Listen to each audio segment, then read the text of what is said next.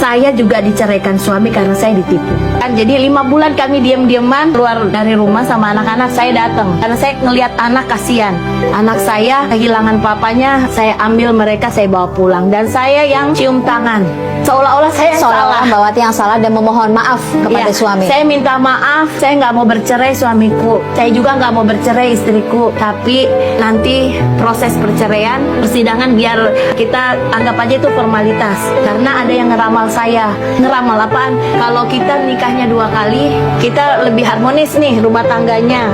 Kedua, jenjang karir saya bisa jadi komjen dan rezeki kita lebih banyak. Iming-iming, bukan nggak percaya sih sebenarnya, cuman karena saya nurutin rule-nya suami nih, apa yang dia mau karena saking saya nggak mau diceraikan.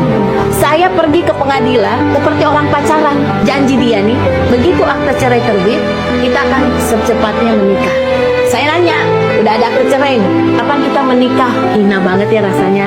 Nanti kalau ada jabatan emang kapan? Saya nggak tahu.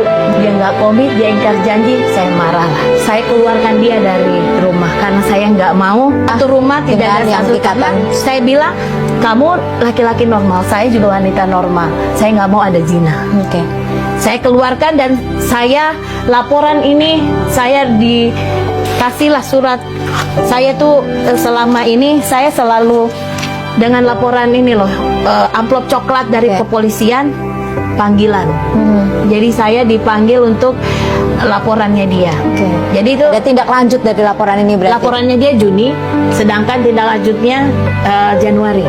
Jadi saya datang sama anak-anak memenuhi panggilan polisi. Saya bilang, kenapa ibu melakukan pengerusakan? Saya bawa akte cerai. Ini pengerusakan 21 Juni 2008. Sedangkan saya ini akte cerai ada, saya bercerai 4 November. Berarti rumah yang saya rusak rumah saya sendiri. Iya. Jadi kita benar-benar pisah.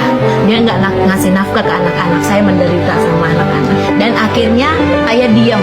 Saya menjual tuh rumah dan saya pindah kontrakan ke Pondok Indah karena rumah itu kan besar sekali. Saya nggak mau anak saya cari rumah yang kamar 3 yang anak-anak suka, pilihan anak-anak.